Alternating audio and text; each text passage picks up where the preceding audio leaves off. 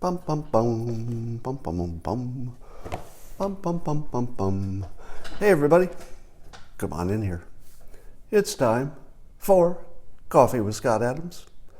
As luck would have it, I'm Scott Adams, and I've got coffee. If you're fast, you're nimble, and you're alert, you can join me for the simultaneous sip. Grab your thermos, your cup, your chalice, your glass, your container. Fill it with your favorite liquid I like, coffee, and join me for the simultaneous sip.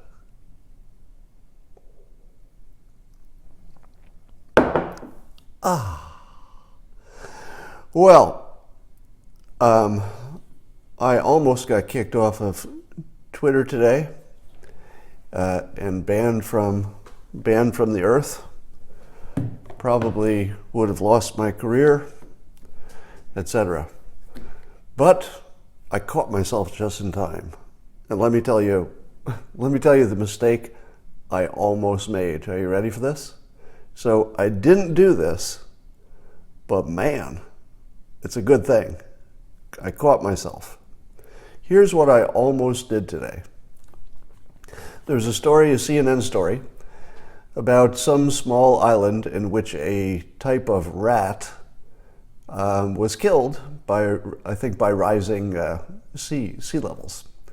And the headline is that it's the first mammal to become extinct from man-made climate change.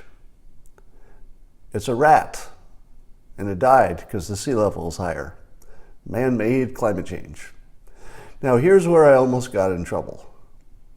Jake Tapper tweeted that this morning, and I saw that and I thought, I can make a funny joke about this.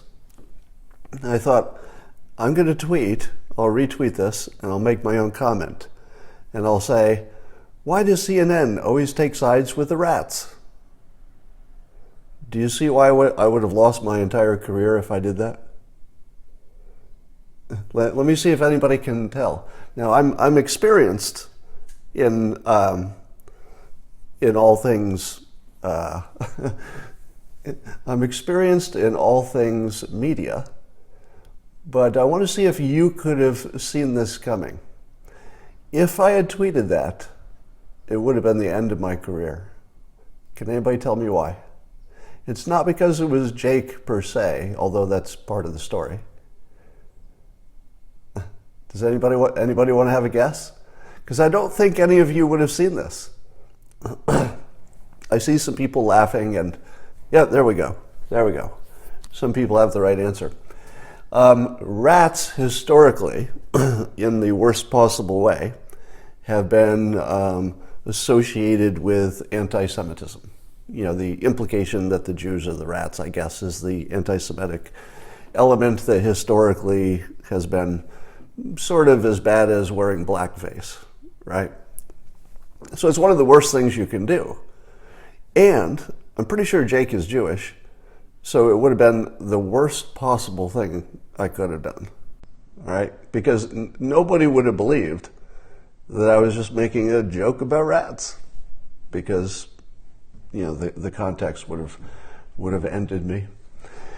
So what I was really going for was CNN's guests, not Jake in particular, but CNN's guests are often asked, so why is it that the white supremacists keep taking sides with President Trump? And so I thought it would be funny to say, well, why is it the CNN keeps taking sides with rats? In this case, actual rats that died on an island.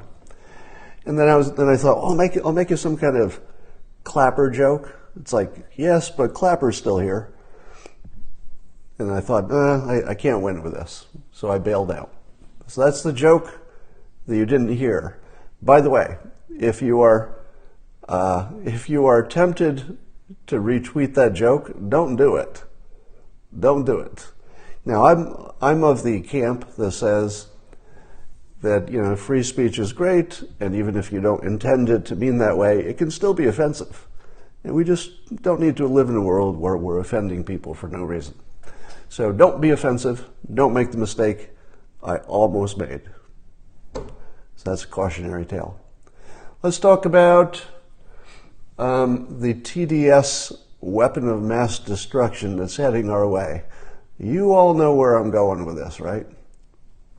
So it looks like the Mueller report, we'll only see whatever the new Attorney General, Barr, wants us to see. Could that be any worse? Could there be anything worse for the health, the mental health of the country than to have a partial report? There's literally nothing that could be worse. If we had, on day one, if we'd known it was going to come to this.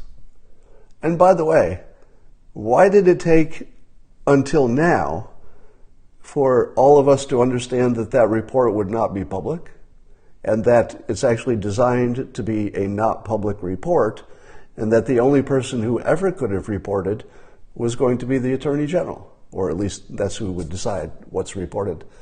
How did we get all this way without knowing the fact that that report was never meant for public consumption? How the hell did we get all this way and just find that out? I mean, we should have had a little warning, right? Seems like from the beginning, people should have been, warning us, okay, it might take a few years, and at the end, you're still not going to see the report. So, what this has done, and all of you are ahead of me, you know that the people who believe the Russia collusion narrative are going to believe that it's really in the report in the parts that were not reported. You know that's going to happen, right? And the cognitive dissonance is going to be triggered in a way that you haven't seen since the election itself. So, the election triggered massive cognitive dissonance. But when the Mueller report comes out, and I'm pretty sure it's going to say the president was not guilty of collusion, or at least there's no evidence of it, I'm pretty sure it's going to trigger a massive mental health problem. And I don't mean that as a joke. Let me be as clear as possible. This is a legitimate emergency. It is a mental health emergency, and we can predict it. You can see what's coming. There's no doubt about it. In this case, there's just no doubt about it. This is going to be a mental health emergency because a lot of people are going to be triggered into trying to explain why they believe something for 2 years that had no evidence. And I was watching Erin Burnett on CNN on a clip, and she was explaining that it would be unfair to call the Mueller investigation a hoax because people who are not President Trump and are not guilty of collusion were found guilty of things and pleaded guilty and charged with things. Now, does that make sense? Just on its surface. The probe was to discover collusion of the president, and they found a bunch of things unrelated to that. And the president has said that the collusion investigation was a hoax and a witch hunt. And Erin Burnett argues that because other things happened that are not related to President Trump's alleged involvement in collusion with Russia, that those other things prove that it wasn't a hoax and it wasn't a witch hunt. And I say to myself, how does that even make sense to anybody? There are lots of things you see in the news where you can say to yourself, okay, I can see why you would believe that. You're getting a different news source. I can see why you'd think that, or I can see how you'd come to that opinion. But I don't see any logical connective tissue that says this isn't a witch hunt and isn't a hoax because the central part of it looks like it's going to be a big nothing. And so I was watching, and I really shouldn't name names, but watching Erin Burnett try to sort of explain the CNN position, which I assume matches her own position, was painful. In other words, her face seemed to be in pain because it was so hard to say these words because they weren't they probably, I don't want to read her mind, all right? But just my observation is that her face showed great pain when she was making this case. Here's some other stuff. She also pointed out in the same argument that John Brennan had noted that just because there might not be any evidence of Trump willingly colluding with Russia, that sometimes people can collude, or at least they can be unwilling puppets. So that wouldn't be colluding, but they could be unwilling puppets of Russia. And so that's worth noting too. And I'm thinking to myself, what is the standard for being an unwilling puppet? How do you measure who's an unwilling puppet for Russia? Let's say a space alien came down to Earth who was completely unbiased. Just a space alien lands here and amazingly can speak English and understand our culture and can read the news, but they're totally unbiased because they've spent no time on Earth. And they look at the evidence. They watch CNN's coverage, which attacks this president all day long. And then they watch President Trump's actions and words about Russia. And they note that he says kind things about every, let's say, dictator, because that's his good persuasion technique. He stays respectful to the person while going hard at the policies. You see it in China. High respect for President Xi, but maximum pressure on the trade deals. You saw it with North Korea. Nice words about about Kim while going hard on the negotiations. We see it with Russia. Nice words about Putin while going hard at Russia on a whole variety of things. So the alien would say, oh, well, I see the pattern. He always says nice things about the leaders, but then what he does policy-wise is pretty tough. And he goes, okay, I conclude that this person, this President Trump person, is not an asset for Russia. He just always talks nice and then acts hard. That's just his pattern. And by the way, it makes perfect sense. It is the reason North Korea negotiations are going well. It is the reason we'll probably get a good outcome with China without becoming lifelong enemies. It is the reason that if we make any progress with Putin, and I wouldn't say that we have, it will be because he is maintaining this duality of treating the leader with respect while going hard at the policies.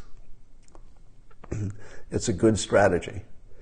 But then let's say the space alien, who is unbiased, looks at CNN's coverage, and they see that they're attacking the president and all of his people nonstop every day for years. And who else would like to attack the United States and have a bad outcome and lower the morale and the good feelings in this country? Who else would want to do that? Putin, right? Or at least we think so. I mean, I haven't talked to him, but that's the word on Putin. So wouldn't the space alien determine that CNN was an unwitting asset for Russia? Now, I say that with all seriousness. I'm not making a clever, humorous point.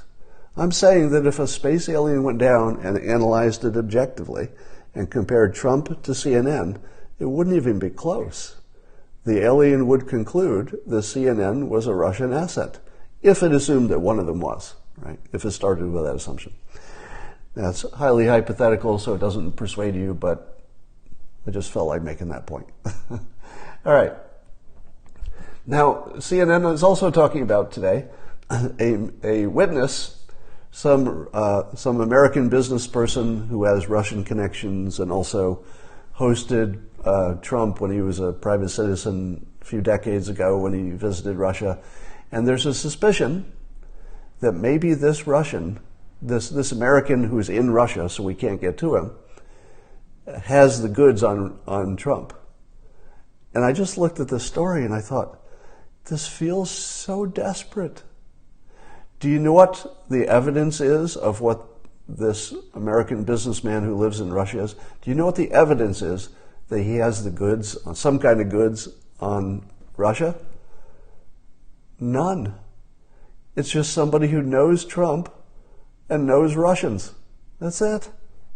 That's the evidence. It's being reported as news, but if we could get to this guy, we'd probably find out things that the Mueller investigation couldn't find out. And that's the only reason Mueller found nothing, because they couldn't get to this guy.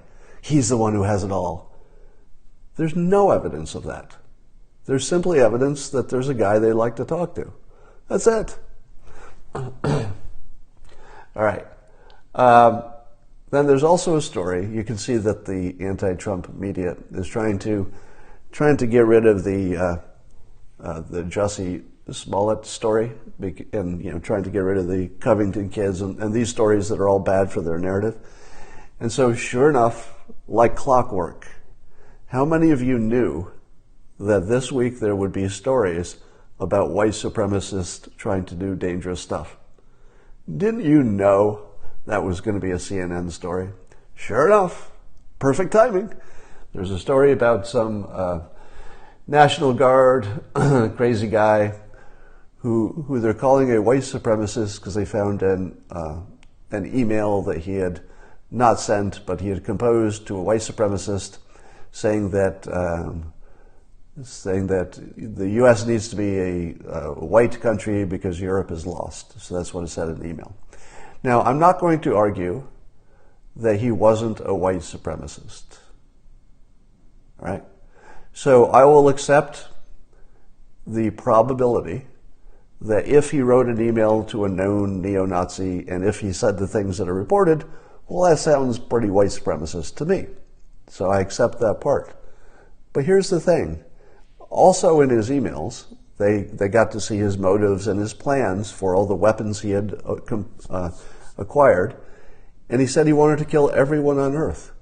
And on his list were Chuck Schumer and other white people.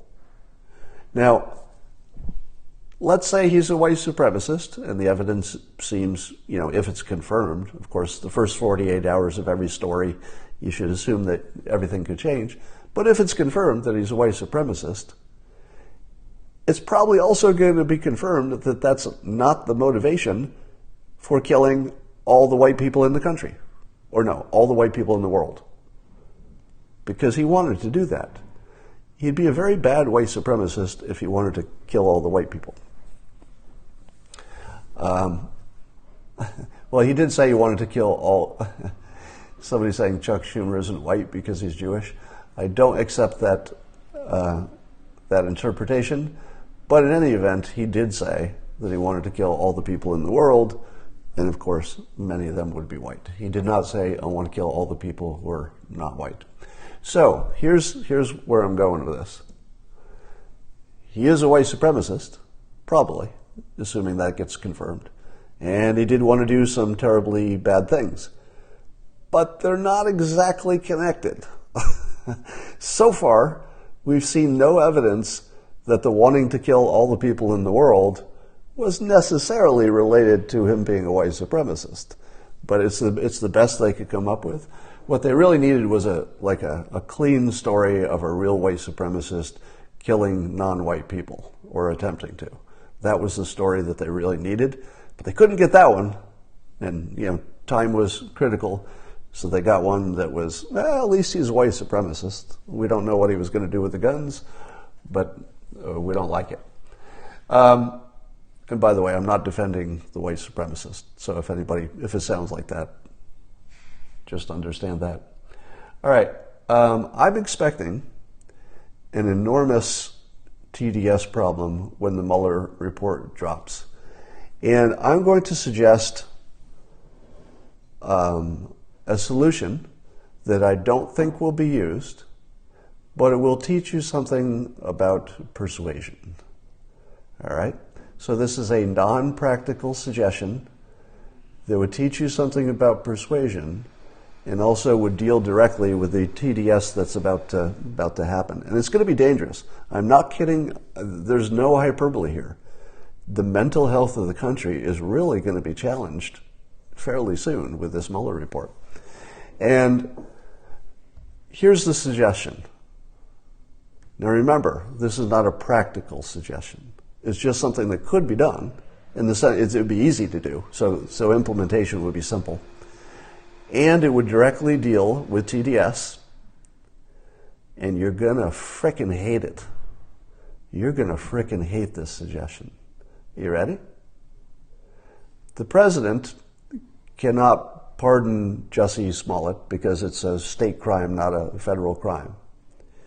But the president does represent a body of people, not just the country, but more, in political terms, his base. And this crime that Smollet committed against, let's say, in a sense it was against the police, but it was largely a crime against Trump supporters. It was a hate crime against Trump supporters. The best persuasion move that the president could make to get ahead of the Mueller TDS that's coming, which is a real problem, is to say publicly that he recommends the governor pardon Smollet, and that we should use it as a lesson for, wait for the good part, a lesson on the brainwashing, I wouldn't use that word, but the persuasion coming from the anti-Trump world. Let me ask you this. Do you believe that Jussie Smollett came to his current opinions independently? Do you believe that he looked at objective information, looked at both sides of all the arguments, and decided that things were so bad in the country, and especially that President Trump was such a problem and Trump supporters were such a problem, that he risked his career, and it was a big risk, I'm sure he knew it was a risk, that he risked his career to try to solve what he saw. Here I'm getting ahead of myself because maybe he's just crazy, but let's assume that when the police interview him, he says, all right, and I think he's still maintaining his innocence. So let's imagine, this is speculative, let's imagine that we find out that he's definitely guilty. He decides to confess and he says, look, I'm going to be honest. I thought the country was at risk, and this was my way of, ensuring he didn't get reelected. It was a thing I could do. I was acting like a patriot to protect the country. You know what? If he said that, I would believe it.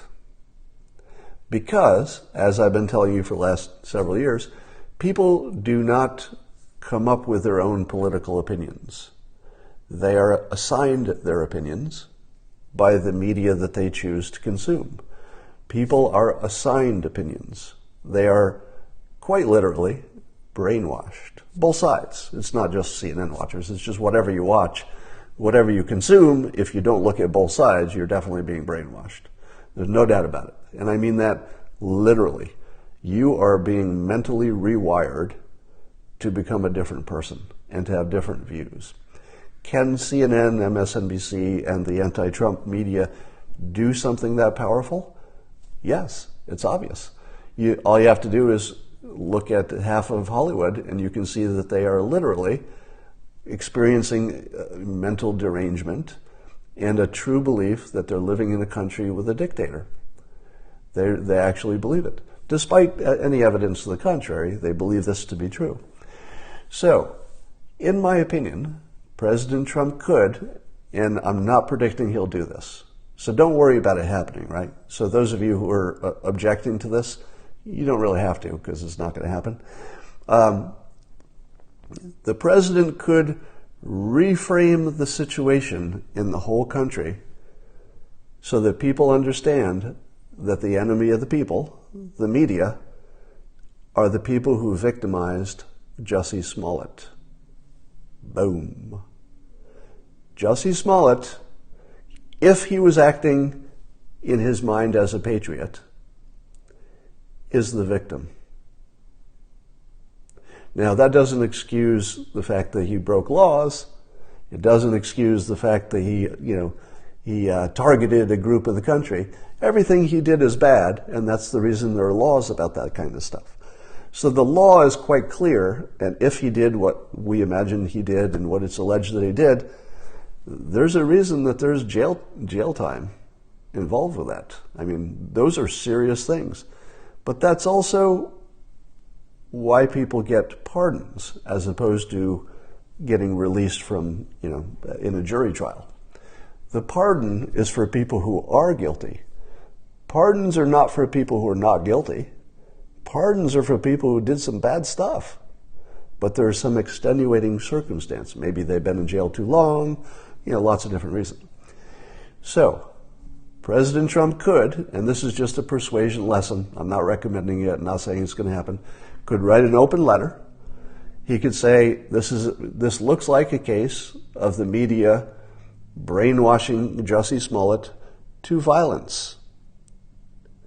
I recommend that not only does the governor pardon him, but that he come to the White House and see if we can work with him to make the world a better place.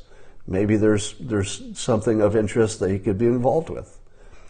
Now, but he's not asking for forgiveness. It's not really a forgiveness play. Forgiveness is not the play here. Let me tell you my own view of this. Like most of you, when I heard that Jussie Smollett's story fell apart and that he might have legal jeopardy, I felt that the word Schadenfreude, another German word because we don't have a good word for it in English. But Schadenfreude means the enjoyment of bad things happening to other people. And I felt that. I literally felt happiness that something bad was going to happen to Jussie Smollett. And as that sort of corrosive feeling sunk in, I started feeling ashamed of myself. Because I don't want to live in that world. I don't want to live in a world where Jussie Smollett can be a victim of CNN and then I could be happy that something bad happens to him. Now, I understand he was trying to do something bad to Trump supporters, and that would include me in a general sense. But I can't feel good about this. I felt good when I first heard the news, but as it sinks in a little bit, unless there's something about this story that comes out that's new, and it could be, if it comes out that he has, let's say, mental health issues, well, then I also feel sorry for him, right? You still have to do what the law requires you to do. Maybe there's no forgiveness that works in a functional sense. But I can't hate him because whatever the hell he did, or whatever reason he did it, assuming he's not literally mentally insane, he probably did it in good conscience. Meaning that he believed the CNNs and MSNBCs and the New York Times and the Washington Post, that he believed their version of reality. And he was acting like a patriot to do what he could to get rid of this Trump dictator and cause some pain to the Nazis, in his opinion. So imagine how wildly reframed things would look if President Trump recommended to the governor that they go easy on him. Now, in this case, President Trump would be talking as the aggrieved party. In other words, he's the victim. President Trump is the victim of the crime. You could say that using the police resources creates other victims as well, and that's important. But he does represent the group and the entity, the people that support him. He does represent us in some sense. And if he said, look, I would prefer that we understand what happened instead of just punishing. I would prefer we understand how we got to this point. And would like to bring him to the White House, talk to him, find out what happened, and understand that we're living in two different movies, and he may have been lost in one of the movies. And that we have to do a better job of being objective about the news. Now, can you feel the reframe there? Now, I know what a lot of you are thinking. You're thinking that you just need that revenge. You just need that dopamine hit from your Schadenfreude. You just can't let these lefties get away with it. You know, if this were a conservative, nobody would talk about pardoning, or nobody would talk about, you know, going easy on a conservative, right? Is that what you're thinking? You're thinking that's not fair. Why should we go easy on the people who are enemies? They would never go easy on us. It's about strategy. If you go hard at your enemies, they'll go hard at you, and that's it forever. You know, if you wish yourself into a tit for tat situation, well, that's what you'll get.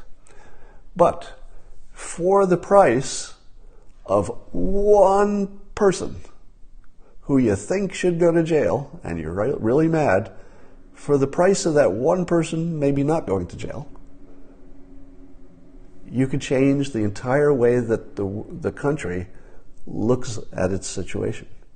You could reframe the entire way we understand the story to take the guilt away from the brainwashed person and put it where it belongs. And this is not a stretch of the imagination.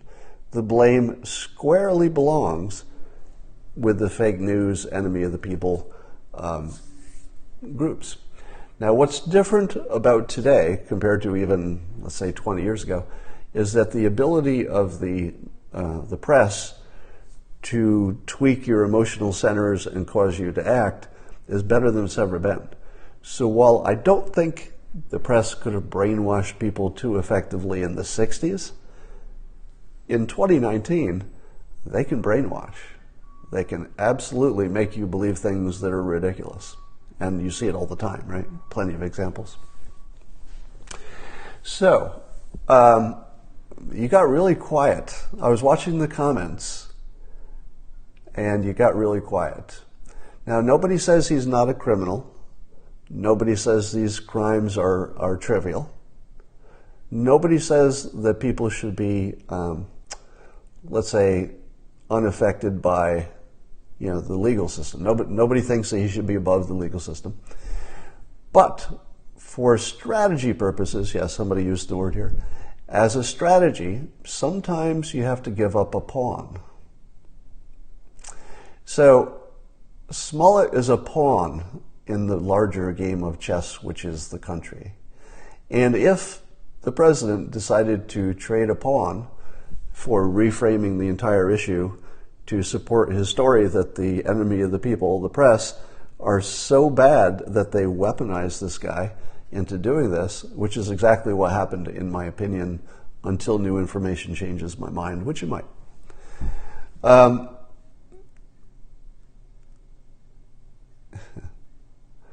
Yeah, we have to wait and see what the legal system comes up with. It might be too... somebody says, you tried the high ground with Hawk Newsom and you failed. Well, here's the thing. Hawk has always needed to, let's say, be compatible with his base. In other words, he needs to pace them and agree with them, or else he can't be a leader, right? You can't be a leader if your base is on such a different page that you can't even get them to listen to you.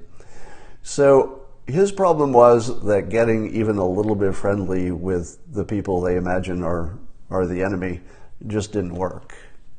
So my problem with Hawk is not Hawk. It's not about him as a person, because I actually think he has good intentions. It's just that he's in a situation in which he couldn't, given that he's representing, you could argue, the most radical anti-Trump view, it was just too much of a gap to try to find a way to work together. His side would not allow that, and he got a little more provocative than I could handle, because I couldn't work with him if he stayed as provocative, racially provocative as he did. So it's not personal. My disagreement with Hawk is not personal. It is entirely based on the two things just were not compatible as a way to move forward. I couldn't be part of that. All right.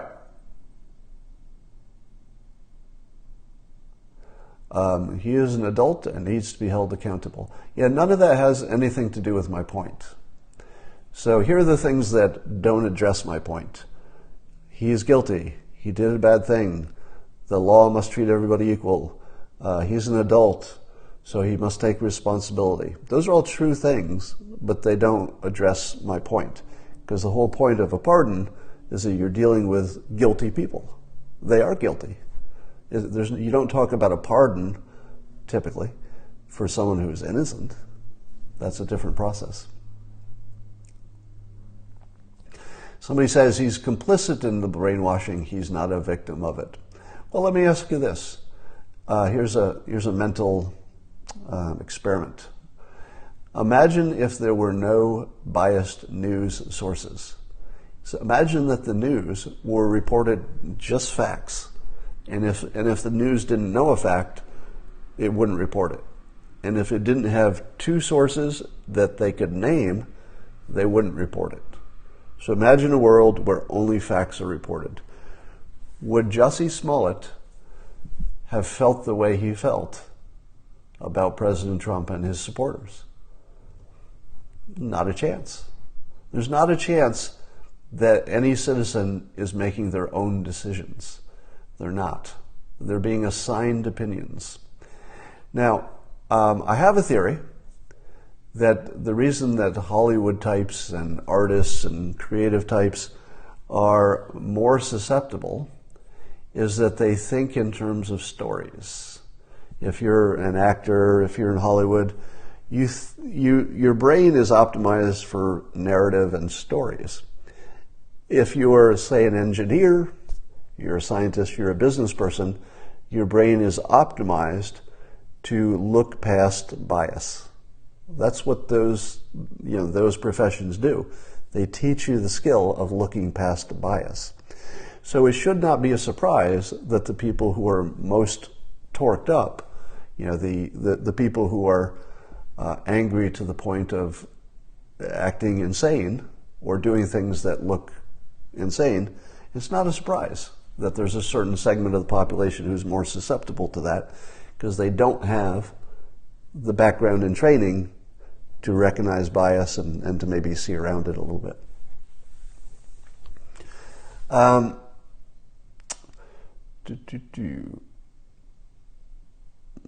You haven't given one example where the media acknowledged a positive Trump move.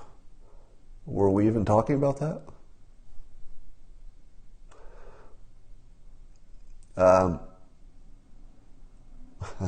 Stunt was organized because he was dissatisfied with his salary. Well, that would be interesting. So if it turns out that this had nothing to do with politics, and maybe that will happen. If it turns out that he doesn't believe that Trump is a monster and he only did it for his salary, well, then I say you have to go to jail. That's really the end of the story. So we're going to find out more, and it might turn out that the approach that I suggested might not fit the facts when we learn them. But it could be a combination. It could be that he did it to get his salary increased, but it could be that at the same time he believed that Trump was a monster and that he was just attacking a monster and there's nothing wrong with that. That too would have been a brainwashing situation. All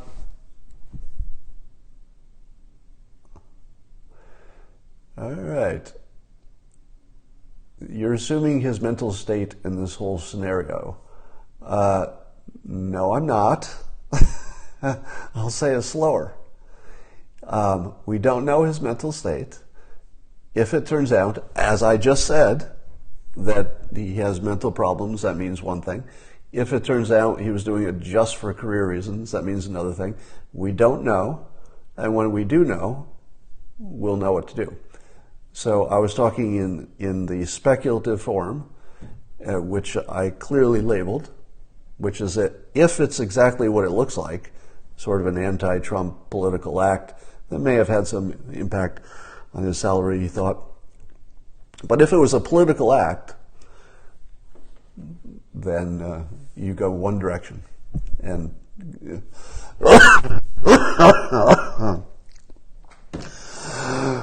sorry, I've got a touch of the flu. Not a touch, I've got quite a bit of flu. So if I said anything crazy today, I blame the flu. And that's my excuse. All right, that's all I got to say for now, and I will talk to you later.